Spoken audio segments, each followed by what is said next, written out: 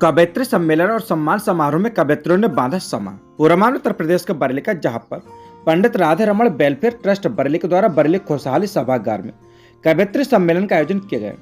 इस सम्मेलन में बतौर अतिथि उप निदेशक सूचना नीतू कनौजी और पूर्व IIM अध्यक्ष डॉक्टर विनोद पागरानी का सानिध्य प्राप्त हुआ।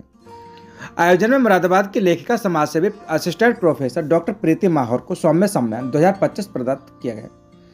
कवयित्री सम्मेलन में बहेड़ी से सीमा मौर्य व नेहा मिश्रा, पीलीभीत से रश्मि रेसू, पूरनपुर से गीता राठौर, बरेली से वंदना मिश्रा शरद कवयित्री ने काव्य पाठ किया तो श्रोताओं को अपनी कविता से मंत्रमुग्ध कर दिया। सम्मेलन का संयोजक ट्रस्ट के अध्यक्ष अंकुश शर्मा व सबरंग स्टूडियो के निदेशक करुणानिधि गुप्ता द्वारा किया गया। साथ ही कार्यक्रम का संचालन कवि रोहित राकेश द्वारा किया गया। पंडित राधारमण ट्रस्ट के द्वारा आयोजित कवयित्री सम्मेलन का शुभारंभ मां सरस्वती के चित्र पर संस्था संरक्षक रमा देवी द्वारा दीप प्रज्वलन के साथ हुआ। आयोजन में पीलीभीत से आई कवयित्री रश्मि रेसू ने अपनी रचना का प्रस्तुतिकरण किया जो श्रोताओं को खूब भाया और उन्होंने कहा, तुम जो चाहो तो बुरा वक्त भी टल सकता है, हर एक इंसान मोहब्बत में संभल सकता है, भले किस्मत का लिखा कोई नहीं टाल सके, अपनी तकदीर को तो खुद ही बदल सकता है। कवयित्री सम्मेलन के इसी क्रम में बरेली की कवयित्री वंदना शरद ने अपनी प्रस्तुति के दौरान संवाद दिया तो उनकी प्रमुख लाइन इस प्रकार है। स्वतंत्रता के हवन कुंड से एक चिनगारी लाई हूँ, सत सत नमन करो वीरों को याद दिलाने आई हूँ, लहू मिला इस माटी में थोड़ी सी रज में लाई हूँ, शीश लगा लो माटी को थोड़ी सी माटी लाई हूँ। इसी के चलते बहेड़ी के अन्य कवि भी मौजूद रहे। सच से कनेक्शन के लिए विशाल सक्सेना की रिपोर्ट। आंवला नगर में हर्षोल्लास से निकाली गई प्रभु श्री राम के दरबार के बाद श्री हनुमान जी की प्रतिमा की शोभा यात्रा। पूर्व उत्तर प्रदेश का बरेली जनपद का इलाका जहां पर आंवला नगर के श्री रामलला गेट के निकट स्थित पिंक पुलिस चौकी में पिछले 3 दिनों से लगातार कार्यक्रम चल रहा है जिसमें भगवान श्री राम के दरबार और श्री हनुमान जी की प्रतिमा को स्थापित किया जाना है, जिसको लेकर प्रतिमा का प्राण प्रतिष्ठा कार्यक्रम किया गया। और इससे पूर्व आंवला नगर के प्रमुख मार्गों से होकर कलश यात्रा निकाली गई थी जिसकी अगुवाई कोतवाल कुंवर बहादुर सिंह, चौकी इंचार्ज सचिन कुमार व अमरीश मिश्रा ने की थी। इसी क्रम में आज आंवला नगर में प्रभु श्री राम के दरबार एवं श्री हनुमान जी की प्रतिमा की शोभा यात्रा निकाली गई। ये शोभा यात्रा श्री रामलला गेट से प्रारंभ होकर भुर्जी टोला व पक्का कटरा स्टेट बैंक चौराहा भुर्जी टोला से गुजरकर वापस पिंक पुलिस चौकी पर समापन हुई, जिसमें शहर की संख्या में सैकड़ों की संख्या में श्रद्धालु मौजूद रहे, जिनमें थाना स्टाफ से कोतवाल कुंवर बहादुर सिंह, चौकी incharge Sachin Kumar, SI Amrish Mishra, head constable Mahesh Chandra समेत अन्य स्टाफ मौजूद रहे। वहीं आंवला नगर से समाजसेवी डॉक्टर संजय सक्सेना, दुर्गेश सक्सेना, कुंवर बहादुर सिंह, सचिन कुमार, अमरीश मिश्रा, जय गोविंद सिंह, जयदीप पारासरी, हरपाल सिंह फौजी, सोखी अग्रवाल, मोहन सिंह, योगेश माहेश्वरी, रामदीन सागर, प्रवीण सिंह बिल्लू, राजकुमार सिंह, कल्लू सिंह, पूर्व अध्यक्ष संजीव कुमार सक्सेना, तुलसी हिंदू, गोपाल सिंह फौजी, शैलेंद्र सिंह, सुनील गुप्ता, अमरीश संखदार, प्रेमपाल सोलंकी, बिक्की फौजी, डॉक्टर RK मौर्य, विमल गुप्ता, दिनेश कुमार सिंह, शिवेक खंडेलवाल सहित भारी संख्या में भक्तगण मौजूद रहे। सच से कनेक्शन के लिए आंवला से नगेंद्र सक्सेना की रिपोर्ट। आंवला में हर्षोल्लास से निकाली गई बाबा साहेब की शोभा यात्रा। पूर्व उत्तर प्रदेश के बरेली जनपद का इलाका जहां पर 14 अप्रैल को बाबा साहेब डॉक्टर भीमराव अम्बेडकर जी की 134वीं जयंती को उपलक्ष्य में नगर आंवला व देहात क्षेत्र में हर्षोल्लास से मनाई गई थी, जिसमें बाबा साहेब की प्रतिमा पर माल्यार्पण किया गया था। बाबा साहेब की जयंती को उपलक्ष्य में 18 अप्रैल को आंवला में एक भव्य शोभा यात्रा निकाली गई। यह शोभा यात्रा आंवला नगर के मोहल्ला ब्लैतगंज से प्रारंभ होकर भुर्जी टोला चौराहा, पक्का कटरा स्टेट बैंक चौराहा, भूमि विकास बैंक, गंज त्रिपोली अस्पताल ढाल, पुरैना चौराहा, फूटा दरवाजा, रामलला गेट, भुर्जी टोला से होते हुए स्टेट बैंक पर समापन हुआ। इस शोभा यात्रा का शुभारंभ नगर पालिका अध्यक्ष सैयद आबिद अली और उपजिलाधिकारी एन राम के द्वारा फीता काटकर किया गया। वहीं मोहल्ला ब्लैतगंज में बाबा साहेब की प्रतिमा पर नगर पालिका अध्यक्ष सैयद आबिद अली और उपजिलाधिकारी एन राम के द्वारा माल्यार्पण किए गए। इस शोभा यात्रा का नगर भूमि विकास बैंक चौराहे पर बसपा नगर अध्यक्ष मस्कूर खान ने पुष्प वर्षा कर स्वागत किया। इसके अलावा शोभा यात्रा पर कई जगह पुष्प वर्षा कर स्वागत किया गया। इस शोभा यात्रा में उपजिलाधिकारी एन राम, नगर पालिका अध्यक्ष सैयद आबिद अली, मुकेश सागर, अरविंद पेंटर, शंकर वाल्मीकि, आकाश प्रेमी, रजत भारती, मुनेंद्र सिंह, एडवोकेट दीनदयाल सहित भारी संख्या में लोग मौजूद रहे। सुरक्षा की दृष्टि से आंवला, सिरौली, भमोरा, बिसारतगंज व अलीगंज का पुलिस प्रशासन व 1.5 बटालियन PSC के जवान मौजूद रहे। सच से कनेक्शन के लिए आंवला से नगेंद्र सक्सेना की रिपोर्ट।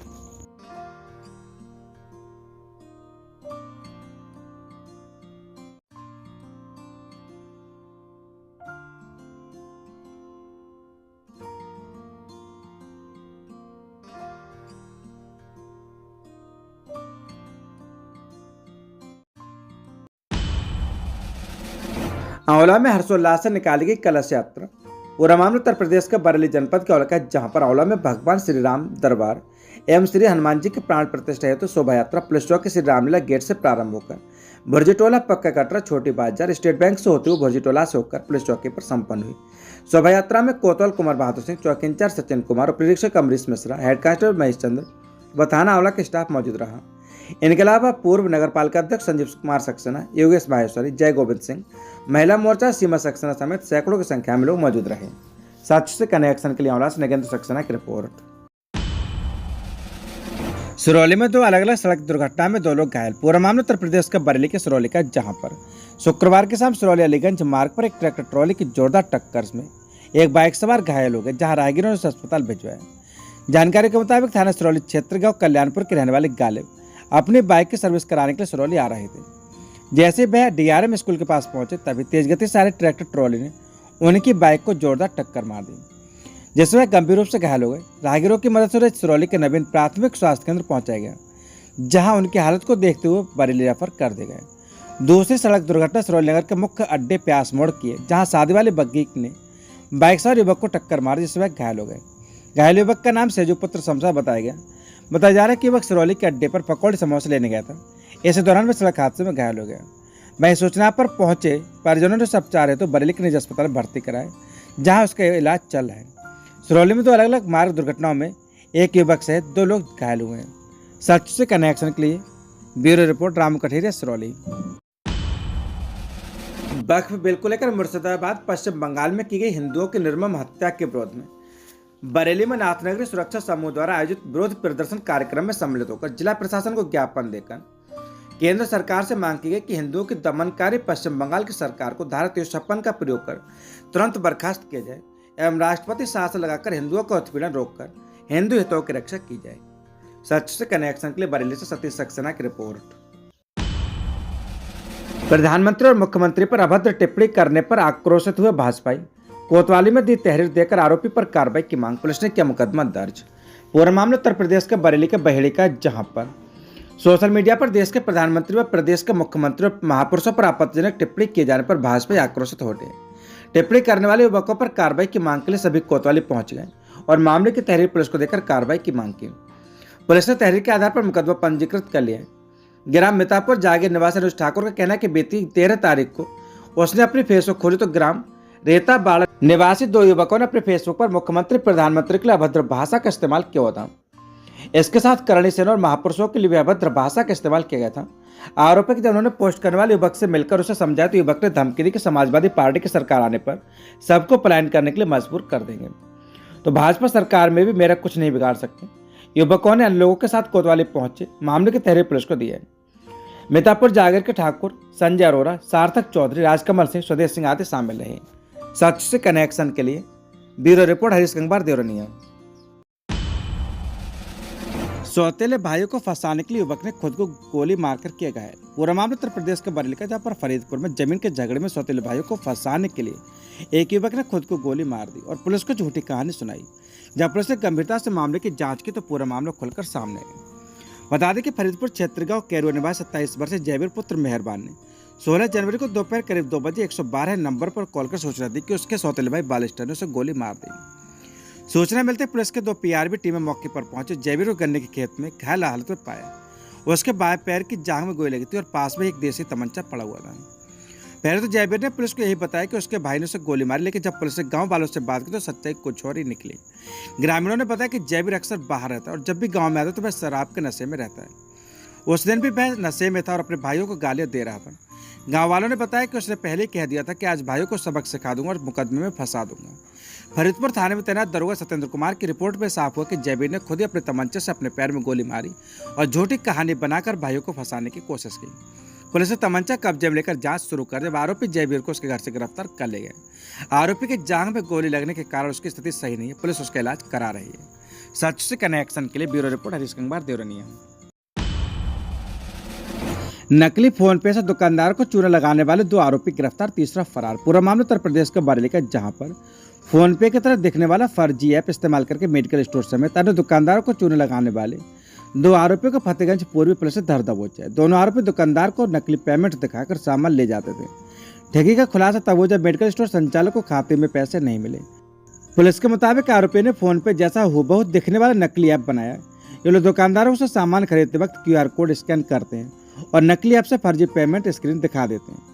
दुकानदार को लगता है कि पैसा आ गए, जबकि असल में कोई ट्रांजैक्शन होता ही नहीं था।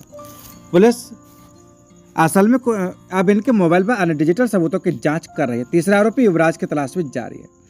बता दें कि 17 अप्रैल को एक मामला सामने आया, जब फतेहगंज पूर्वी में संयम प्रियदर्शी के मेडिकल स्टोर से आरोपियों ने 1160 रुपए की दवाइयां खरीदी। उन्होंने नकली ऐप से फर्जी ट्रांजैक्शन दिखाया और दुकान से चलते बने। शक होने पर दुकानदार ने थाने में शिकायत की, जिसका पुलिस ने तफ्तीश शुरू की और दोनों युवकों को हिरासत में ले लिया। पूछताछ उन्होंने कई दुकानों से इसी तरह की ठगी करना कबूल किया है।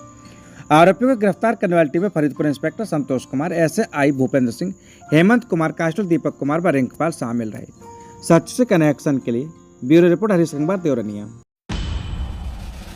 मेड़ काटने की शिकायत पर दबंगों ने बुजुर्ग महिला के साथ की मारपीट। पूरा मामला उत्तर प्रदेश के बरेली के बहेली का, जहां पर खेत की मेड़ काटने को लेकर एक गंभीर मामला सामने आया। घटना सुबह करीब 11 बजे की बताई जा रही है, जहां पर कोतवाली क्षेत्र का बिहारीपुर की रहने वाली बुजुर्ग महिला नन्ही देवी ने पुलिस को दी तहरीर के अनुसार वह अपने खेत की ओर देखभाल को गई थी। देखा कि उसके खेत की मेड़ काटकर गाँव की रहने वाले दबंगों ने अपने खेत में मिला लिया। महिला ने इसकी शिकायत जब उनके घर जाकर की तो महिला का आरोप है कि दबंग 3 भाई दिल्लीधर, भजन लाल, लाखन सिंह हाथों में लाठी डंडे लेकर घर में घुस आए और गाली गलौज करते हुए मारपीट करने लगे। उसके नेत्री बेटे को भी मारा पीटा। शोर शराबा सुनकर जब गांव वालों को आता देखकर आरोपित फिर देख लेने की धमकी देते हुए मौके से भाग गए। पुलिस ने पीड़ित की तहरीर लेकर जांच पड़ताल में जुट गई है। सच से कनेक्शन के लिए ब्यूरो रिपोर्ट हरीश कुमार देवरनिया। देवरनिया कोतवाली में मचा हड़कंप। लापरवाही बरतने पर 5 पुलिसकर्मी सस्पेंड। लापरवाही के खेल और कप्तान का कोड़ा, कोतवाली में छाई खामोशी, बढ़ा डर।